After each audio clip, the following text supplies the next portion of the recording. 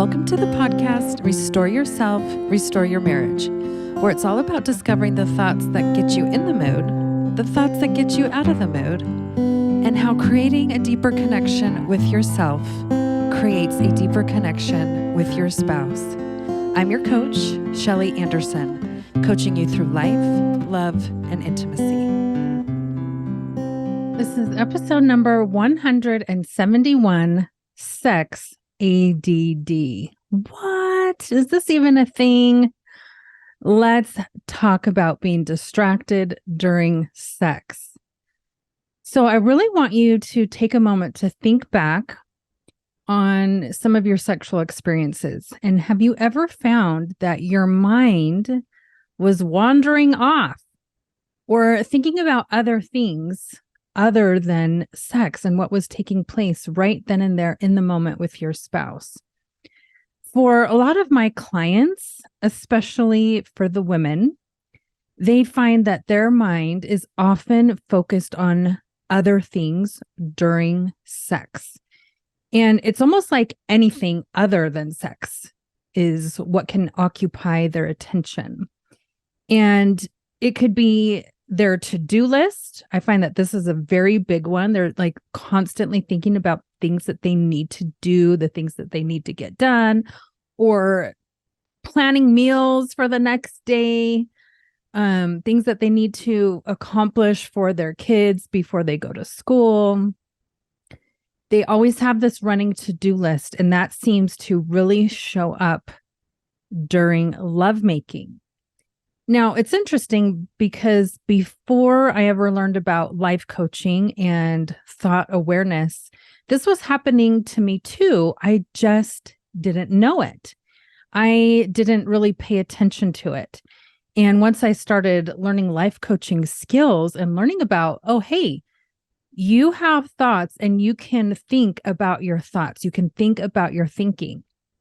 I remember that one time while my husband and I were in a lovemaking session, I found that my mind had wandered off and I was remodeling and redecorating, and we weren't even having plans to remodel our house or anything like that. But that's just what my mind did. It was thinking about throw pillows and rearranging the furniture. One time I even thought about like designing tree houses in our backyard. It's just crazy. And I just had to laugh at myself. I was like, what is happening here? Why, while I'm in this one activity, is my mind going to a million other places? And once I became a life coach and started having my clients, I realized that this was happening quite often for a lot of my clients. And so this is very similar to having ADD. Now, I'm sure all of us have heard about ADD, or maybe we know somebody who has ADD, or we have our opinions about it. I have a few kids with ADD, so I have pretty much read every book that's been published on the topic because I really wanted to understand it. I wanted to understand how it is that they work that's so different from most other people. Now, everybody can get distracted from time to time. It's ADD becomes a challenge when you actually need to focus on something and you find that you can't. Now, we have to remember when it comes to sex, the brain is the first sex organ. So if our mind and our brain is never thinking about sex, this is mainly for the women. And we're constantly being pulled in a million different directions, any other direction except for sex.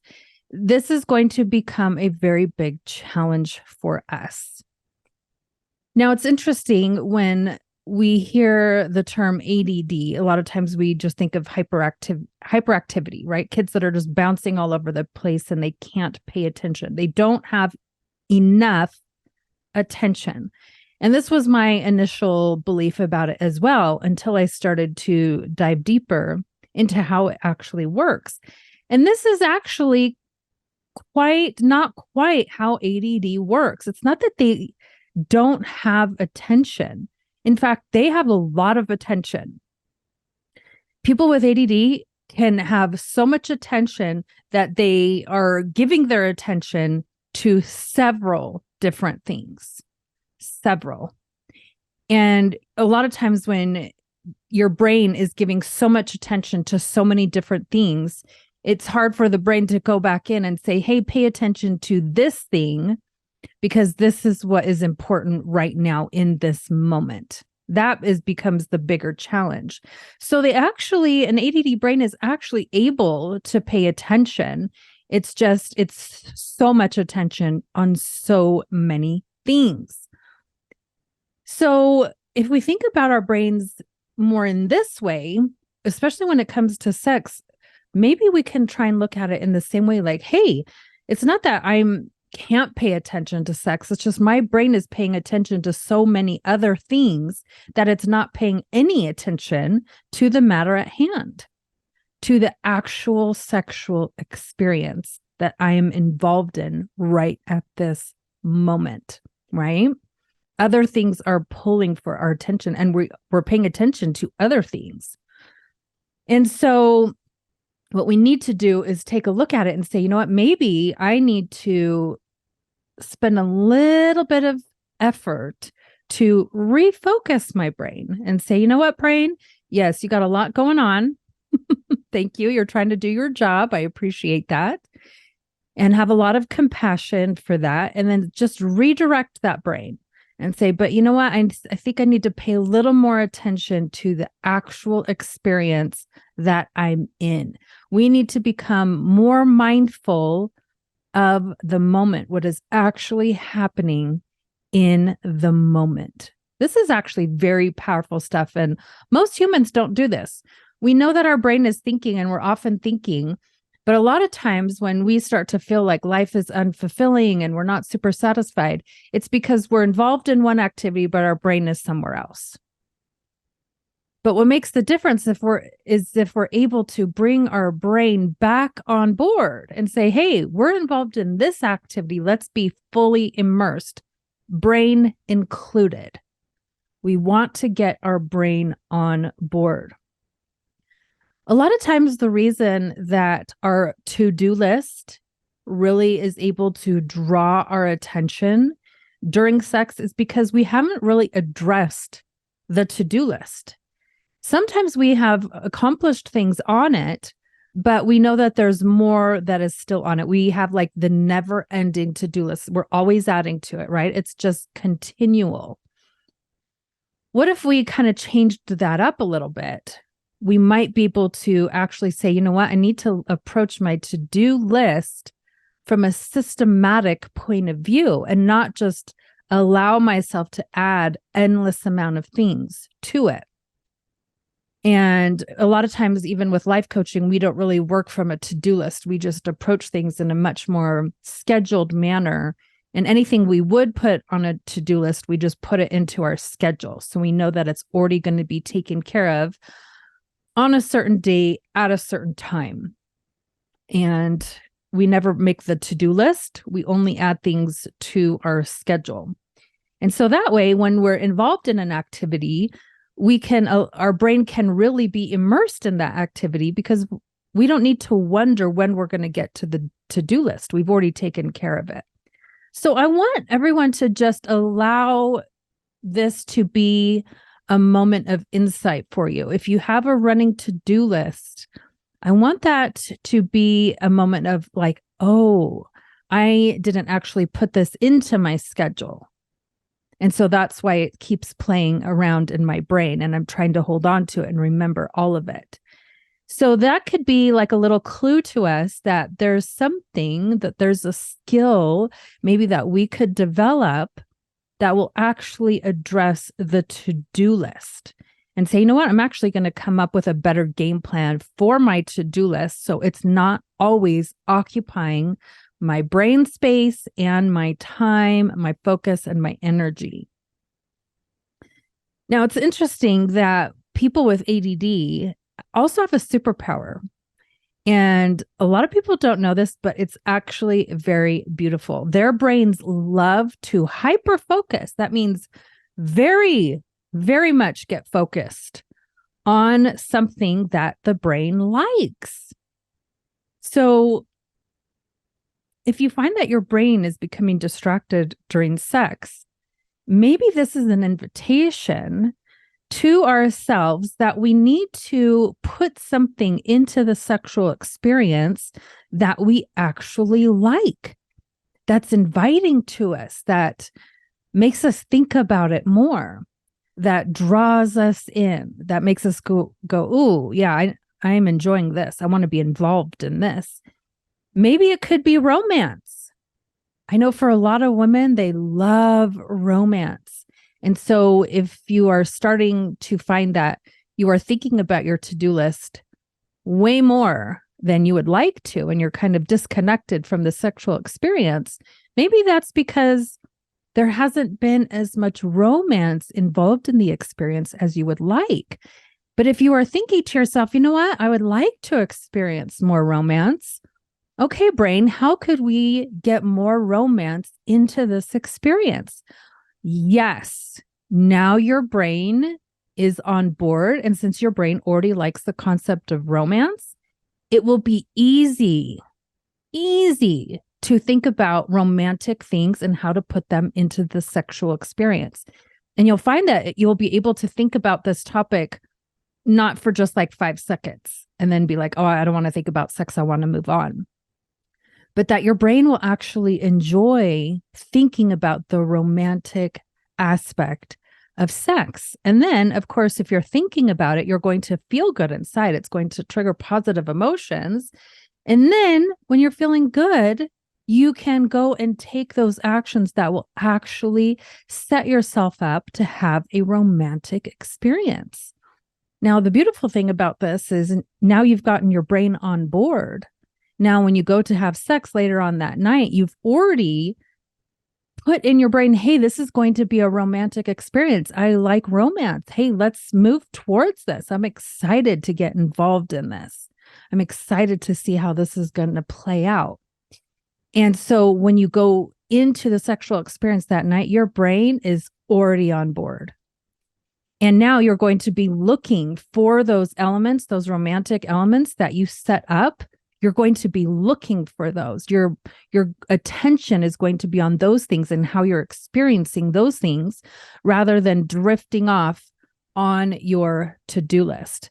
So this hyper focus is something we can all do. And if we give our brain some assignments that it actually likes when it comes to sex, then you can actually get the first sex organ, your brain, on board. So we actually need to start to think about this distractibility and in a way where we're like, you know what, I need to maybe follow a system. Maybe I've been missing a system, and just because I'm going into sex with every experience just going, another thing to do. I need to get it done. I need to keep our marriage moving forward and, mainly doing it out of duty. What if we were actually to say, you know what if I take a systematic approach to this? Our brain is now going to start to think about things differently. So what if we just put 4 steps into place, right? A system. Step 1 would be to observe and gain insight. So if you don't know right now where your brain goes during sex, this is a great opportunity. Now, starting now, you can pay attention. Think about your thoughts during sex. Where are your thoughts? Where are they going? Are they going to your to-do list? Where are they going? Are they going to things that don't really matter? Or are your thoughts on sex while you're having sex? And if they are, pay attention to whether they are positive thoughts or negative thoughts or thoughts that are like neither here nor there. They're kind of neutral or meh. And pay attention because all of those thoughts are clues. So this is a time for you to gain this valuable personal insight as you observe your own thoughts. And then write them down. because then you'll be able to come back to them and start addressing them. The second thing is, before you go to have sex, do a thought download. This is where you keep a journal or a notebook or just whatever piece of paper where you can just take whatever the pressing thoughts are that are occupying your brain space at that time. Any pressing issues, you can write them down, right? You can release them from your brain and say, okay, brain, I can see that you're very busy right now. You have a lot on your mind. Let me help you out. You just write them down. This is a gift that you give your brain, and you're saying, hey, I get you. I'm writing everything down right here, these main things, so that I don't forget them. Your brain doesn't want to forget. It wants to be efficient. But if you write it down, you're like, okay, brain, take it easy. I wrote it all out. I wrote those things down. We've got it covered. This is awesome.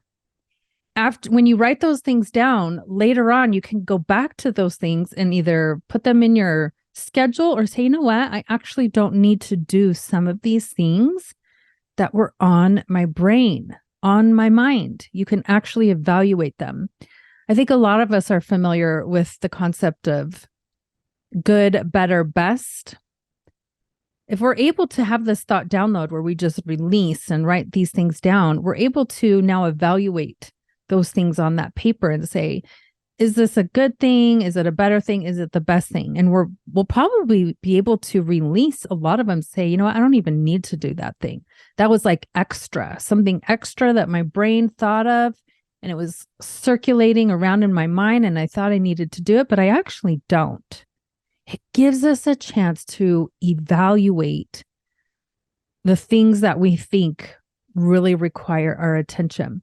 You know, I think a lot of you know that last week I had surgery, and, you know, going through having a cyst and being kind of out of commission for a while and then having surgery, you kind of go through this process and you're like, what are the most basic, absolute things that just need to get done? And everything else definitely takes a back shelf. Sometimes for a while, and sometimes you realize I didn't even need to do those things. I was actually putting extra on myself that I never even needed to do. So when we do this thought download, we're able to do this. We're able to reevaluate. And that is a beautiful thing. Sometimes you may realize that, hey, maybe I'm not managing my time so well, or maybe, yes, some of these things still need to get done, but I can delegate them, right? I don't need to do them all myself. Maybe a kid can do them as a chore. Maybe we can hire somebody. We just have the availability to rethink some of these things. That's the beauty of it. We get our brain on board. Number 3, plan ahead of time to be mindful and to be present during sex. This is actually a decision that most women never make because we don't even know we need to make this decision.